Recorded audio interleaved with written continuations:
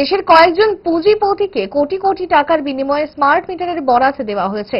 আর এই নতুন smart meter BJP শাসিত রাজ্যগুলিতে গ্রাহকদের লাগাতে বাধ্য করা হচ্ছে। সেখানে দুর্নীতি ও লুণ্ঠনের চিন্তা ভাবনা রয়েছে স্মার্ট মিটার নিয়ে, এমনই বিস্ফোরক মন্তব্য করলেন প্রাক্তন মুখ্যমন্ত্রী মানিক সরকার।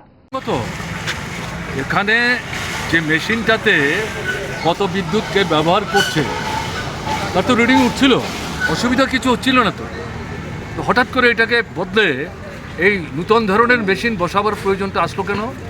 পরিষ্কার হয়ে যাচ্ছে ভারতবর্ষের বড় বড় পুঁজিপতিদের কয়েকজন মিলে এই নূতন মেশিন তারা তৈরি করছে। কোটি কোটি টাকার বিনিময়ে তাদেরকে এই বরাদ দেওয়া হয়েছে। সেগুলো এনে বিজেপি শাসিত রাজ্যগুলোতে বাধ্য করা হচ্ছে পুরনো মিটার রিডিংয়ের যে যন্ত্র এগুলি সরিয়ে এগুলি বসাতে হবে। এবং এগুলো বসানোর মধ্য দিয়ে দেখা যাচ্ছে অভাবনীয় সমস্ত বিল আছে, মানুষ অসহায় হয়ে পড়ছেন। কাজে এই জায়গায় দাঁড়িয়ে যেটা দেখা যাচ্ছে এটার মধ্যে আপনার দুর্নীতি তো আছেই, লুণ্ঠনের যে ভাবনা চিন্তা এটা আছেই। কাজে প্রতিবাদ যেটা মানুষ করছে এটা সঙ্গত।